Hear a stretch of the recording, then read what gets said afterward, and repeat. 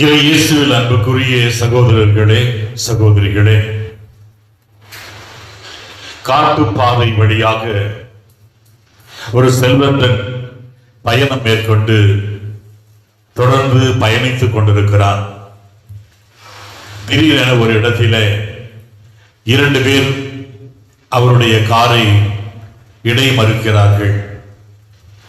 உன்னிடம் இருக்கிற செல்வங்களை எல்லாம் எங்களுக்கு எடுத்துக்கொடு என்று சொல்லுகிறார்கள். அப்பொழுது அந்த காரிலே வந்தவர் சொல்லுகிறார், என்னிடம் பொருள் இருந்தது, உணவு இருந்தது, செல்வம் இருந்தது, இவற்றை எல்லாம் ஒரு முதியோர் இல்லத்திற்கு கொடுத்துவிட்டு நான் என்னுடைய வீட்டிற்கு செல்லுகிறேன். ஆகவே என்னுடைய காரிலே இப்பொழுது உனக்கு கொடுப்பதற்கு ஒன்றும் எந்த பொருளும் இல்லை, வெளியேற பெற்ற பொருள் எதுவும் இல்லை என்று சொல்லுகிறார். இல்லை, நாங்கள் இந்த வழிபோக்கராக வருகிறவர்களிடம் திருடுவது எங்களுடைய தொழில், ஆகவே ஏதாவது உம்மிடம் இருந்து நாங்கள் எடுத்துக்கொள்ள வேண்டும் என்று சொன்ன பொழுது அவர் தான் வைத்திருந்த விலைமிக்க வெளிநாட்டு சிகரெட்டை அந்த 2 கொள்ளையரிடம் கொடுக்கிறார்கள். இதோ இது வெளிநாட்டு சிகரெட், மிக அதிகமாக விலை போகக்கூடியது, இதை நீ வைத்துக்கொள் என்று சொன்ன பொழுது 2 பேரும், ஐயையோ இது வேண்டாம், நாங்கள் தவ காலத்தில் இருக்கிறோம், நாங்கள் எதுவுமே புகை பிடிக்க மாட்டோம்னு முடிவெடுத்திருக்கிறோம், ஆகவே இந்த சிகரெட் எனக்கு வேண்டாம் என்று அந்த 2 பேரும் கொள்ளையர்களும் அந்த செல்வந்தனிடம் சிகரெட்டை திருப்பி கொடுத்து விட்டார்களாம். அது 2 பேரும் செய்கின்ற தொழில் திருட்டு தொழில், கொள்ளையடிப்பது. ஆனால் தவ காலத்திலே சிகரெட் குடிக்க மாட்டோம் என்று நாங்கள் முடிவெடுத்திருக்கிறோம் என்று சொல்லி அதை கடைபிடிக்கிறார்கள். அன்புக்குரியவர்களே, இன்றைய முதல் வாசகத்திலே இப்படிப்பட்ட ஒரு வாழ்க்கையில் சூழ்நிலைகளிலே இருந்த மக்களை தான் கடவுள் அன்போடு அழைக்கின்றார். அவர்கள் சடங்கு சம்பிரதாயம் இவற்றிலே தான் கடவுளுடைய பிரசன்னத்தை கண்டார்கள். ஆனால் வெட்டிக்கிளி அழித்து எல்லாமே இழந்து போயிருந்த அந்த சூழ்நிலையிலும் கூட ஆறுதல் நிரம்பிய வார்த்தைகள், ஆற்றல் நிரம்பிய வார்த்தைகளாக வழிபாட்டு முறைகளை எடுத்து சொல்லுகிறார். நீங்கள் செய்கின்ற ஒவ்வொரு காரியமும் வழிபாடாக மாற வேண்டுமானால் இறைவன் மீது நீங்கள் நம்பிக்கை கொண்டிருக்க வேண்டும், மற்றவர் மீது அக்கறை கொண்டிருக்க வேண்டும் என்பதைத்தான் இன்றைய முதல் வாசகம் நமக்கு எடுத்து இயம்புகிறது. 2வது வாசகத்திலே பவுலடியார் கொரிந்தியருக்கு எழுதிய அந்த திருமுகம் கண்ணீரின் கடிதம் என்று சொல்லப்படுகிறது. ஏனெனில் அந்த கொரிந்து மக்கள் மத்தியிலே இருந்த பிரச்சனைகள், ஏற்றத்தாழ்வுகள், நம்பிக்கையற்ற தன்மை, உயிர்ப்பை பற்றிய தவறான புரிதல், இப்படிப்பட்ட நிலைகளிலே வாழ்கின்ற அந்த மக்களை பற்றி அவர் எடுத்து இயம்புகிற பொழுது கண்ணீரோடும் வேதனையோடும் எடுத்து சொல்லுகிற அதே நேரத்திலே நம் கடவுள் இரக்கமுள்ளவராக இருக்கிறார், நிபந்தனையற்ற முறையில அன்பு செய்யக்கூடியவராக இருக்கிறார் என்று சொல்லுகிறார். அதே நேரத்திலே அவருடைய வாழ்க்கையை திருப்பி பார்க்க அவர் அழைக்கின்றார். யோசித்து பார்க்கவும், தீர்க்கமாக முடிவெடுக்கவும் அவர்களுக்கு அழைப்பு கொடுக்கிறார். ஒருவர் காலை செய்தித்தாளை படித்துக் கொண்டிருக்கிறார். அந்த செய்தித்தாளிலே ஒரு செய்தி வந்திருக்கிறது. அதை பார்த்த பிறகு அந்த செய்தித்தாளை படித்துக் கொண்டவர் அதிர்ந்து எழுந்து நிற்கிறார். என்ன இது? என்னுடைய புகைப்படத்தை போட்டு நான் இறந்து விட்டேன் என்று இந்த செய்தி, புகழ்பெற்ற இந்த பத்திரிகையிலே செய்தி வந்திருக்கிறதே, அது இந்த காலை வேளையிலே இந்த காலை பத்திரிகையிலே இறந்து விட்டேன் என்ற செய்தி வந்திருக்கிறதே என்று அதிர்ச்சியோடு அவர் பார்க்கிறார். அதன் கீழே அவருடைய வாழ்க்கை குறிப்பெல்லாம் எழுதிவிட்டு கடைசியாக ஒரு வார்த்தை அதிலே எழுதப்பட்டிருக்கிறது, அழிவின் விஞ்ஞானி என்று எழுதப்பட்டிருந்தது. அதை பார்த்த பொழுது என்னுடைய வாழ்க்கைக்கு பல பரிசுகள், பல பட்டயங்களை எல்லாம் பெற்றிருக்கிற, பாராட்டுகளை பெற்றிருக்கிற எனக்கு கடைசியாக என்னுடைய சாவுக்காக இவர்கள் குறித்து வைத்திருக்கிற அந்த வாசகம் அழிவின் விஞ்ஞானி. அவர்தான் ஆல்பர்ட் நோவில். தன்னுடைய மரண செய்தியை தானே படித்தார். படித்த பிறகுதான் அவருடைய வாழ்க்கையிலே டைனமைட்டை கண்டுபிடித்தது உருவாக்குவதற்கும் புதியவற்றை கண்டுபிடிப்பதற்கும் அணுக்கூறுகளை எல்லாம் ஆற்றுப்படுத்தி செயல்படுத்த வைப்பதற்கும் கண்டுபிடித்த அந்த கண்டுபிடிப்பு அழிவை தருகிறது. போர்களிலே மக்கள் மாண்டு கொண்டிருக்கிறார்கள் என்பதைத்தான் அந்த செய்தி குறித்து காட்டுகிறது என்பதை உணர்ந்த பிறகுதான் அவருடைய வாழ்க்கையிலே அழிவுக்காக நான் கண்டுபிடிக்க மாட்டேன், அமைதிக்காக நான் போராடுவேன், அமைதிக்காக நான் கண்டுபிடிப்பேன் என்று நோபல் பரிசை உருவாக்கினார் இந்த ஆல்பர்ட். தன்னை பற்றிய அந்த இறப்பு செய்தியை பார்த்த பிறகுதான் அவருடைய வாழ்க்கையிலே ஒரு புதிய திருப்பம் ஏற்படுகிறது. இந்த தவக்காலம் நமக்கு இரக்கத்தின் காலம், அன்பின் காலம், இறை அருளின் காலம், நம்பிக்கையின் காலம். நாம் இறைவனிடம் திரும்பி வர, மக்களை அன்பு செய்ய, ஏற்றுக்கொள்ள, புரிந்து கொள்ள, உறவாட கொடுக்கப்பட்டிருக்கிற மிக உன்னதமான ஒரு காலம். இந்த காலத்தை நாம் கடவுளுக்கு உகந்த முறையிலே, கடவுளுக்கு ஏற்ற நிலையிலே நாம் பயன்படுத்த இந்த வழிபாடு நம்மை தூண்டுகிறது, அழைக்கிறது. அதைத்தான் அச்செய்தியில இறைமகன் இயேசு கிறிஸ்து இந்த தவக்காலத்தினுடைய தவ பயனாக நாம் செய்ய வேண்டிய 3 முக்கியமான காரியங்களை அதனுடைய வழிமுறைகளோடு எடுத்து சொல்லுகிறார். இறை வேண்டல் செய்ய வேண்டும். இறை வேண்டல் என்றால் என்ன? இறைவனோடு நாம் பேச வேண்டும். இறைவன் நம்மோடு பேசுவதை நாம் கேட்க வேண்டும். அதற்கு அமைதியான சூழல் தேவை. அதற்கு மனம் திறந்த நம்பிக்கையான நிலைப்பாடு நமக்கு தேவை. பல நேரங்களிலே நாம் ஜெபிப்பதெல்லாம் நம்முடைய தேவைகள், நம்முடைய விருப்பங்கள், நம்முடைய எதிர்பார்ப்புகள், இவற்றை எல்லாம் மளிகை கடைகள் பட்டியல் போட்டு கொடுப்பது போல கடவுளிடம் கொடுத்து விட்டு, இதெல்லாம் எனக்கு செஞ்சிரு, இந்த வாரத்துக்குள்ள செஞ்சிரு, இந்த மாசத்துக்குள்ள செஞ்சிரு, நான் உனக்கு இந்த தவங்களை செய்கிறேன், இந்த காரியங்களை செய்கிறேன் என்று கடவுளோடு நாம் பேரம் பேசி ஜெபிக்கின்றோம். அது அல்ல ஜெபம். கடவுளுடைய பிரசன்னத்தை நாம் எண்ணி அவரோடு இருக்கின்ற அந்த அமைதியான ஒரு சூழல், அதைத்தான் கடவுள் எதிர்பார்க்கிறார்.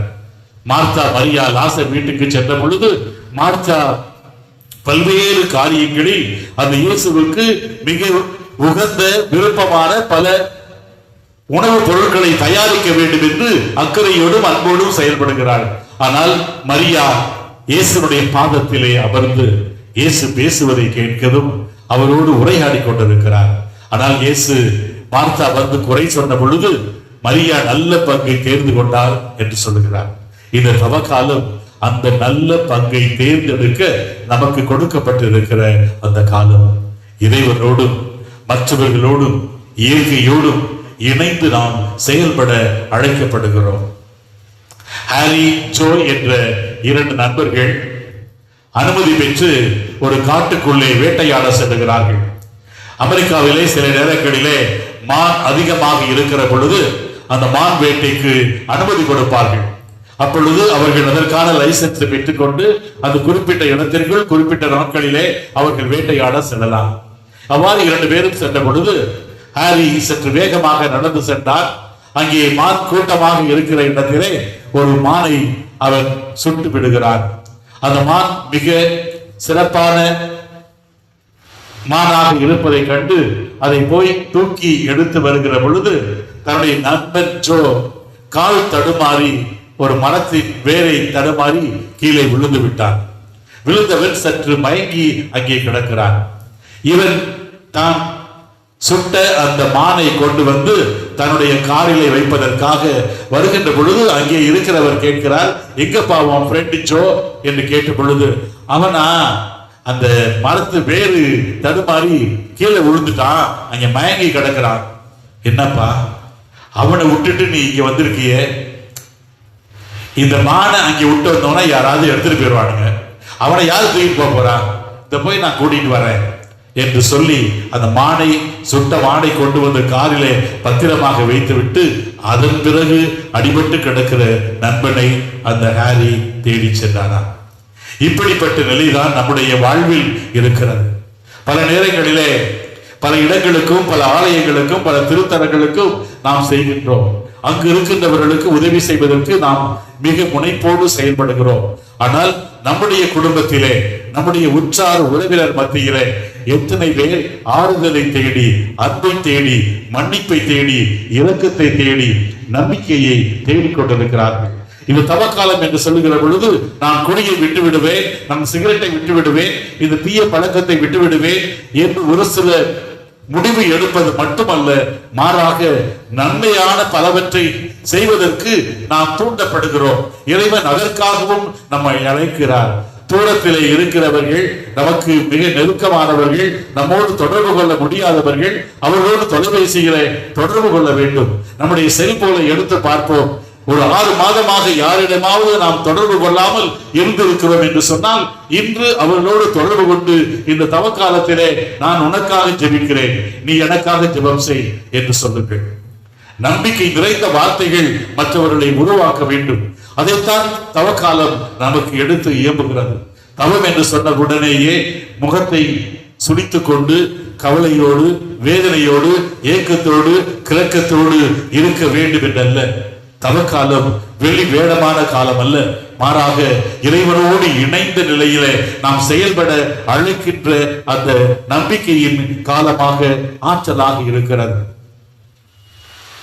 ஜப்பான் நாட்டிலே ஒரு செல்வந்தர் வாழ்வில் முதிர்ச்சி பெற வேண்டும், வாழ்வின் அடிப்படையான தத்துவங்களை அறிந்து கொள்ள வேண்டும் என்று புறப்படுகிறார். பல அறிஞர்களை பார்க்கிறார், ஆனால் அவனுக்கு மன நிம்மதி கிடைக்கவில்லை. அப்பொழுது ஒரு முனிவர் ஒரு ஊர் அருகிலே எல்லையிலே இருக்கிறார் என்று கேள்விப்பட்டு அந்த முனிவரை பார்க்க செல்லுகிறார். அந்த முனிவரை பார்த்து, ஐயா, என்னிடம் செல்வம் இருக்கிறது, செல்வாக்கு இருக்கிறது, பணம் இருக்கிறது, பதவி இருக்கிறது, ஆனால் மன நிம்மதி இல்லை. நான் என்ன செய்ய வேண்டும்? எனக்கு ஏதாவது திட்டங்களை சொல்லுங்கள் என்று சொன்ன பொழுது அந்த முனிவர் அந்த செல்வனை பார்த்து, உட்காருங்கள் என்று சொல்லுகிறார். செல்வந்தன், ஐயா, உட்கார சொல்றீங்க, ஒரு நாற்காலியுமே இங்க இல்லையே என்று சொன்ன பொழுது, இவ்வளவு பெரிய தரை இருக்கிறது என்று சொன்ன தரையில உட்கார்ந்துட்டார். அந்த முனிவர் ஒரு ஜக்கில நிறைய டீ போட்டு கொண்டு வந்து அங்கே அவர் மேஜையிலே டீ பாயில ஒரு கப்பை கொண்டு வந்து வைத்து அந்த டீயை அந்த கப்பிலே ஊற்றி கொண்டிருக்கிறார். இதை அந்த செல்வந்தன் பார்க்கிறார். கொஞ்சம் ஊற்றினார், திருப்பி அது நிரம்பி வழிய வழிய அவர் ஊத்தி கொண்டே இருக்கிறார். அந்த சாசரும் அந்த டீ பாயும் அந்த டீயினால் நனைந்து கொண்டிருக்கிறது.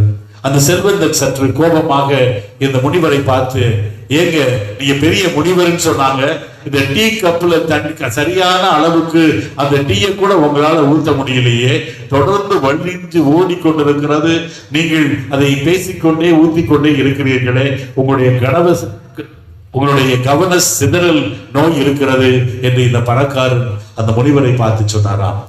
அந்த முனிவர் சிரித்துக் கொண்டே சொன்னாராம், டீ ஜக்கிலே இருந்து கப்பிலே விழுந்து கப்பிலே இருந்து வழிந்து போவது பெருசல்ல, அந்த கப்பு நிறைந்திருப்பதுதான் அதற்கு பிரச்சனை.